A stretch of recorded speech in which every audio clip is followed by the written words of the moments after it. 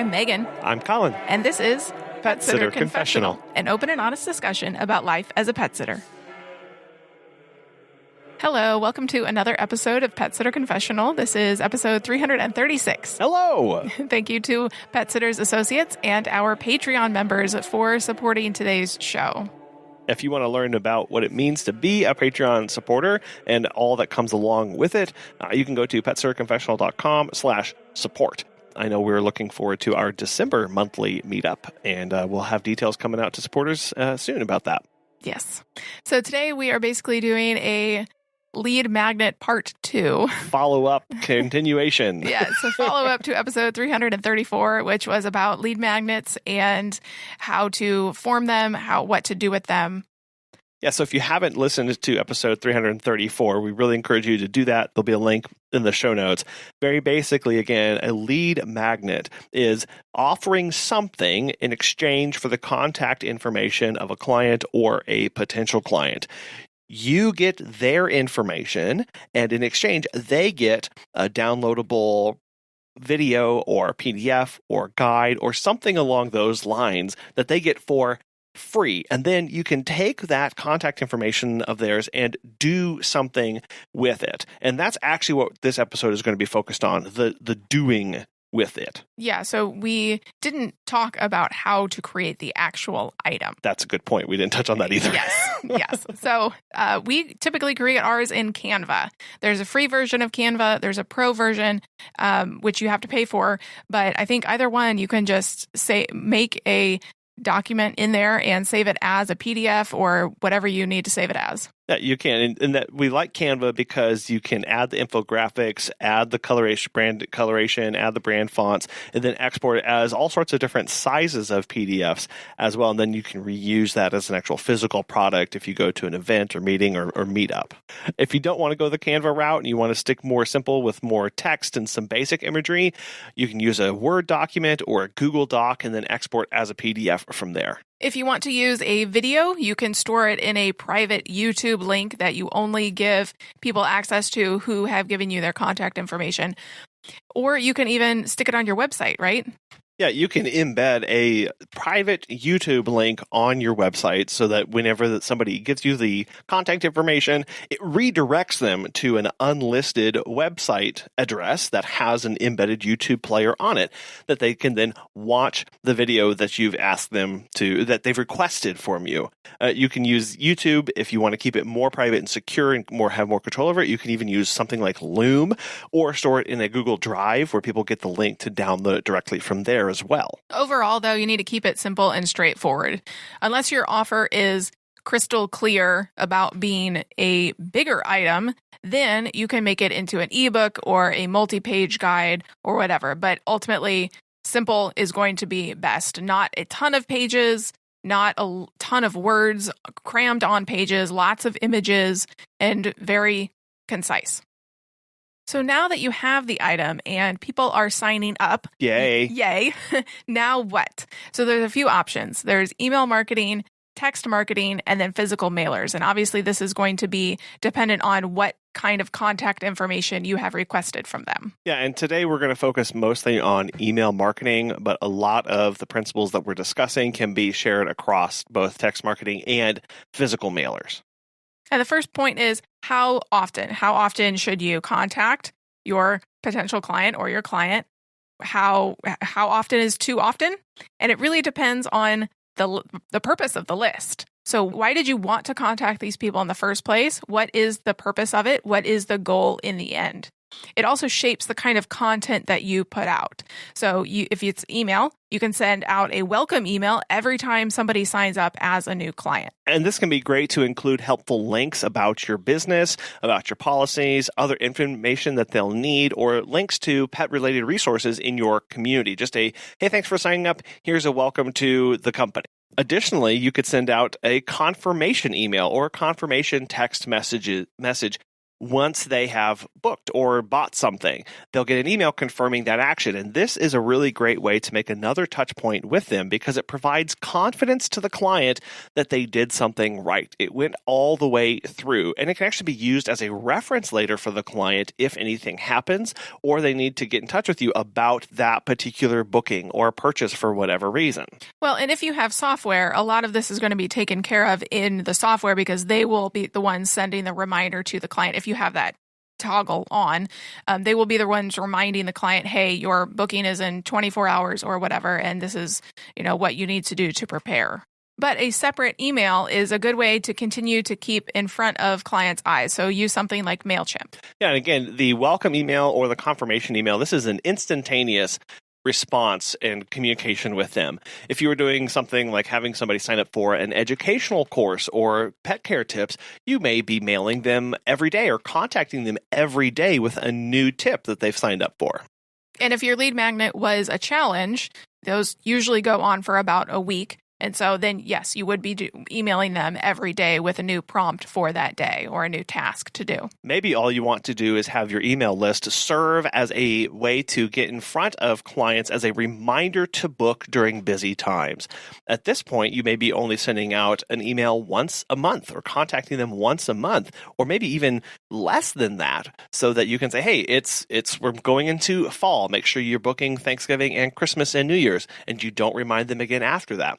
However you want to set that up, but you can have this as, okay, this is only my reminders list, and so I'm only going to contact them relatively infrequently. Well, it is important to remember that email has been out for almost 30 years now. More than that, but yes. Well, and so people are very used to this. You see some people have like thousands of emails just sitting there notification-wise on their phone. It's and they terrifying. No. We are proponents of the zero email inbox, but some people just don't ever open emails. And so it is a good reminder to not spam them necessarily, of overdoing it with the communication, because then they're just not going to open the email. And that's a good way to get put on a spam list. Many email providers will look at the open rates for particular emails that go out on blast. And if it's very, very low, you may start being found in junk folders, in spam folders. You do have to do your best to keep your open rates relatively high, because otherwise you will get auto-filtered into the spam folders, which is where we don't want to end up. Well, and I've also heard that culling through your email list every so often, I think they might even recommend like every 6 months or at least once a year, to cull through it and make sure that those people are still opening your emails. And like if there's any spam emails on your list, or people who are just consistently not opening it week after week or month after month,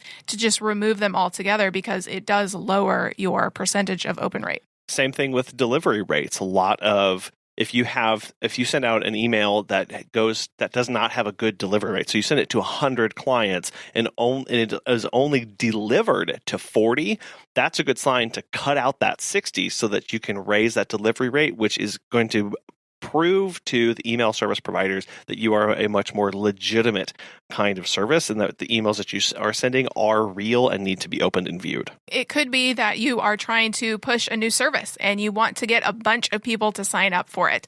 So using a promotional email to maintain that awareness of the new service and kind of tease a little bit of what's going on. That is a good way to drive the open rate as well, because people say, "Ooh, what is this new thing? How long is it going to last? What am I going to be able to get out of it?" is going to entice people to open it. If you are updating your clients on the status of your company and maybe some events that you have planned in the coming months, you could send out a newsletter once a quarter, more like a true email newsletter of, these are the major updates, the quarterly updates from my company that you need to know about. Well, that's a good reminder of, we're talking about individual purposes of the email list. You could take that and split this up across different times that you contact. So you could have the quarterly newsletter, which thinks about more long-term, talks about events months ahead or bookings months ahead. And then you could have the monthly updates or even the weekly updates, depending on how things are going or things that you need to get in front of them. So you can use this in a bunch of different ways as well. We've talked about this with social media before, but I think a really important aspect is to be consistent with your emails. if you get somebody's email and you send them a welcome email and you then send another follow-up one, but then you don't email them for 3 months and then you email them for 2 weeks, like if it's very inconsistent, that is not going to set up a very good rapport with your client or potential client. So if you want to do a weekly email newsletter, great. Make sure that it's weekly and you're not missing too many weeks. If it's, every month, make sure it is every month. Right. So thinking about if it's going to be multi-purpose or single purpose. Another single purpose that you could have for your email list is just using it as a way to contact and get in touch for surveys. We've done a whole episode on sending surveys and how to make a good survey for clients. This is another type of email that you can send to your email list. These kind of emails communicate to your customers that you value their opinion and that you want to create an experience, a service, whatever you're offering that they will actually enjoy. You can take their feedback from these surveys and very importantly, apply them to your offerings to hopefully create something that's much better for them in the end. But again, if you're doing a survey, don't just do it once. Don't just send it out one time and then be done. You're going to, because not everybody opens every email every time. Yep. So maybe send it out 2 or, probably max 3 times so you don't annoy people. Exactly. Basically, only send when you need to. Because once somebody has trusted you with their email address, don't abuse that trust. Yeah, I mean, we all know those spammy companies that email you every single day. I'm trying to unsubscribe from one at the moment that is emailing me every day, and I can't seem to. There's no button for that, so I'm pretty ticked off. Yeah. Flooding your client's inbox with ridiculous emails and needless emails will cause them to lose interest and actually unsubscribe entirely, which is what you don't want. You want to keep them captive and updated. So focus on sending them relevant, engaging messages about the stuff that they like, and they'll be loyal for a lifetime. So for us, we blog every week, or we really, really try to. Really try. Every single week. And so our email newsletter goes out once a week on Fridays with 3 goals. We have 3 goals for our email newsletter. 1, we like to share a funny story or a photo from the week. 2, we remind our clients and potential clients about bookings and travel, and we give a specific link to book. That's very important because I don't just want them to, trash the email and this is not useful. Yeah, I'll get to booking around, whenever I can find it, whenever I can figure it out. But I want them to, here is the big book now button. Click this. So the second one is remind about bookings and travels. And then the third one is sharing out our blog post, because while we do share our blog on social media, not everybody sees that because of the algorithm. And so we hope to capture more eyes with the email. And we think our blogs are valuable content and we want to get them in front of our clients, our audience. And that's one reason why we make this a weekly newsletter, because we're making something valuable. We want to give value and give more value to our clients. And this is one way that we can do that. The second piece to email marketing is the content. So what are you actually going to put in here? And we've already mentioned some of these in episode 334, but the content that you put out, like you just said, has to be really valuable and helpful. You can include a top pet tip or something that is seasonal. We are going into winter now in the Northern Hemisphere, and a lot of ice melts are not pet friendly. So that could be a great tip of making sure your clients use a pet friendly ice melt and them knowing why it's important. And along that same line of seasonal tips, you can also say we're heading into winter, so here is a reminder about our winter weather policies. And you could include a snippet from your contract about your cancellation policy in winter weather, or that they must clear a path for you or whatever you have in your contract about winter weather. The seasonal reminders are really helpful for both the pet tips and the policies that you have structured around them. You're including them and updating your clients, both long-term and brand new. People forget, maybe they never knew in the first place. It's another method for you to get information in front of potential clients. So putting them in an email newsletter really helps, again, build out that content. You sit there and go, what on earth do I put in this? I've built my newsletter. I've got 100 people on there. What do I put in here? Or 5. Or 5 or 1. Put information about your company. Help them understand about how you operate. Yes, they've already agreed to your terms and service and your policies and procedures. But nobody read that in the first place, and they're going to forget about it because it's been a year. So help remind them by putting it out there. Just block texting it in the middle and going, here's a reminder, or here's a new update about how we're going to be doing this. XYZ, here it is. And if you are blogging or creating other content, if you love being on social media and creating infographics, you can use your email to reshare that, again, to get more eyes potentially on your content. If you've had a social media post that has blown up and you've got a lot of interaction on it, share it again on the email, or maybe send out a photo collage of all the fun that you've had that week and mention each pup by name. Make this engaging and something that they're going to be looking forward to every week or every time that you send it out, so they know, oh, when I get this email from Dog Walking Company, I know there's going to be cute photos, there's going to be all this stuff, there's going to be good reminders. They look forward to this coming out. The pet care tips that we have shared have usually been a pretty big hit. So if you take care of a wide range of pets, rabbits, turtles, fish, dogs, cats, whatever, each week you can share out a tip for caring for them. So rabbits need to eat. What do they eat? What kind of bedding do they need? Anything. It's endless, really.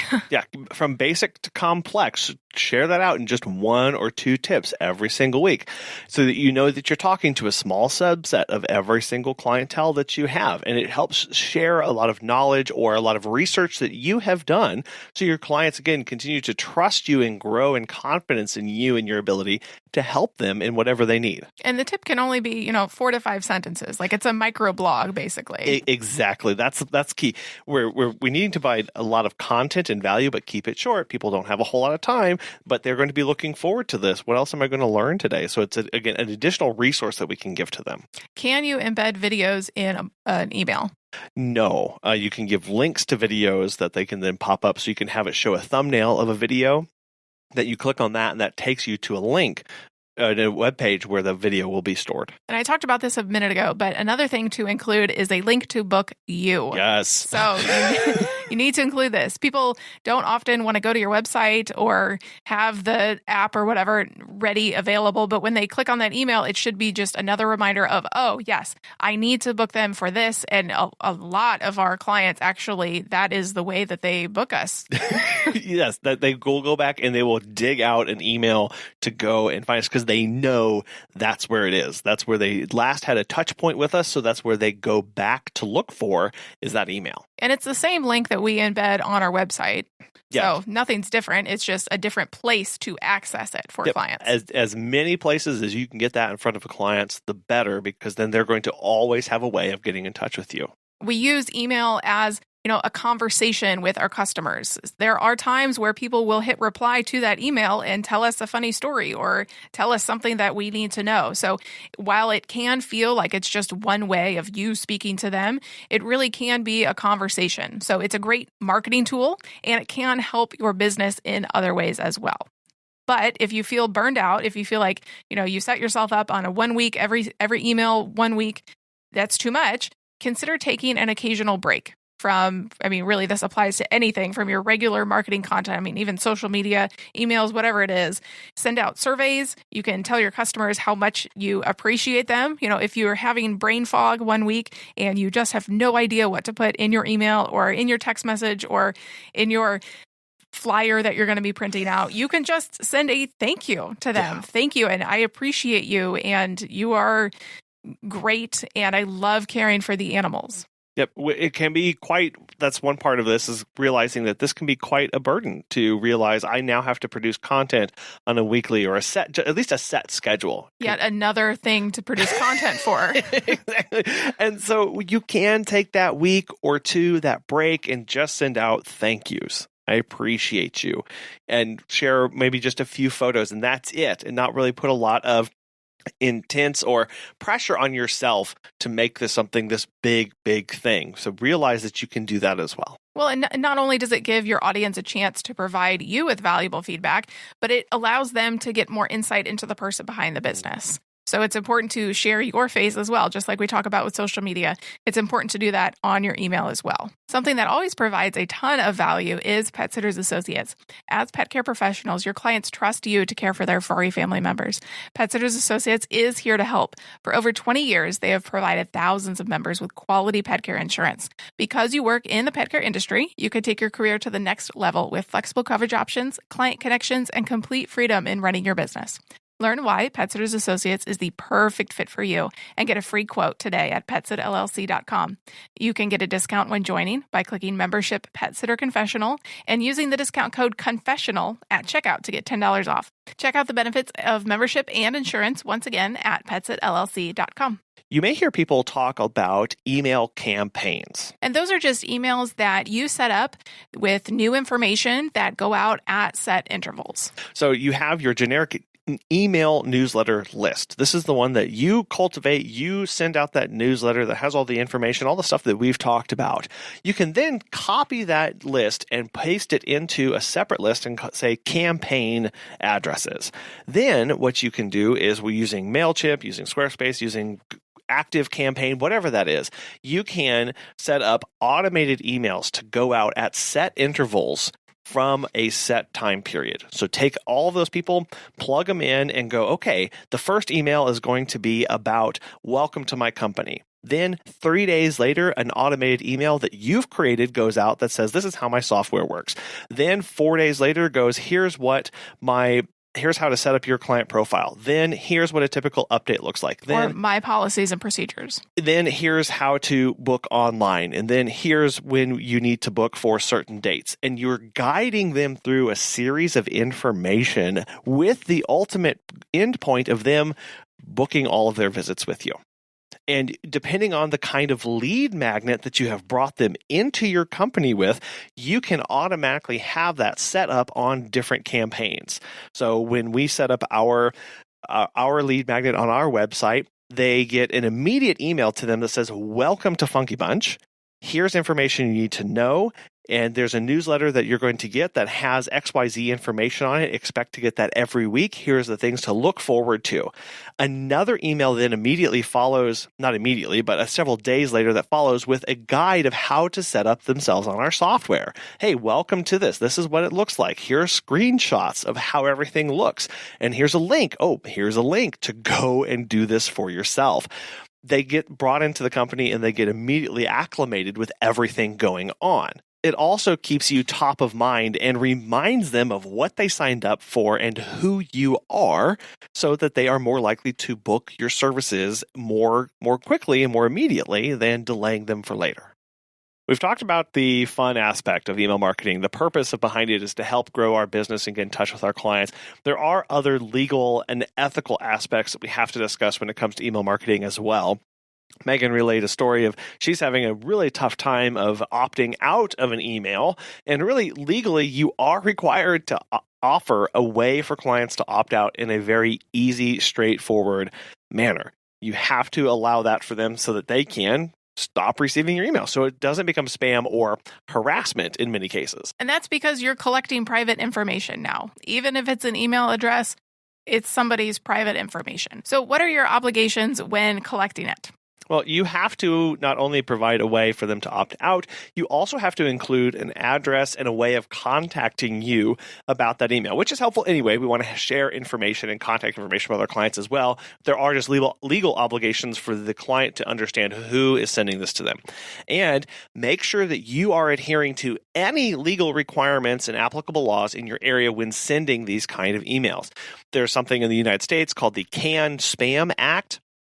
In Canada, they have the Anti-Spam Law, or CASL, and then there's a relatively expansive law of the General Data Protection Regulation, the GDPR, for the European Union, which handles the treatment of personal information.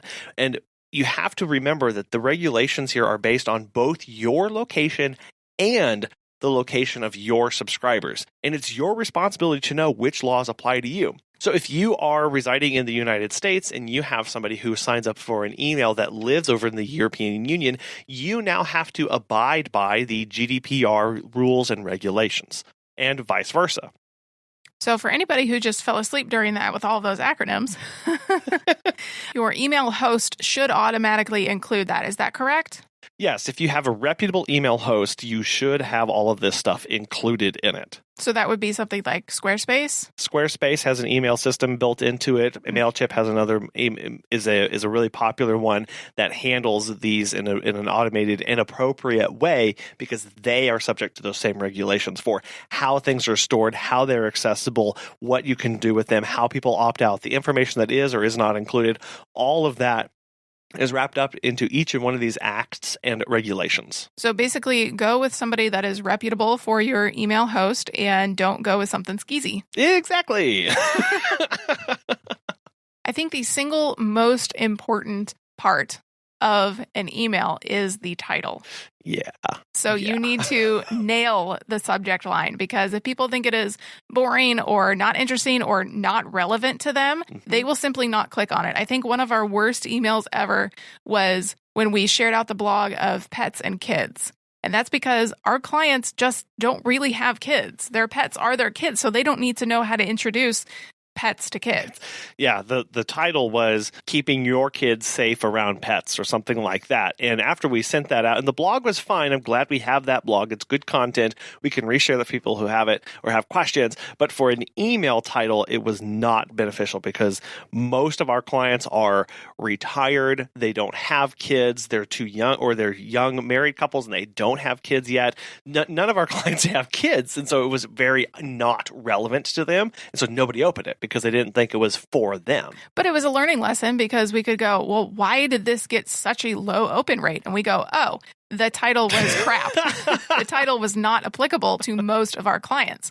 So it's a big learning curve as to what exactly is going to work, what is not going to work, but knowing your clients and not being clickbaity with it. I mean, you don't want to be spammy of like top 5 awesome ways to become a millionaire, right? Or whatever. Yeah, or whatever is pertinent to a pet parent. So you don't want to be spammy with it, but you do want it to be interesting and engaging. I do like to add an emoji at the subject line so it kind of pulls the eye toward the actual email. Right. Well, and if a poor subject line can also cause your email to end up in the spam folder if it has certain keywords or if it's too similar to other emails that are coming out that have the same title.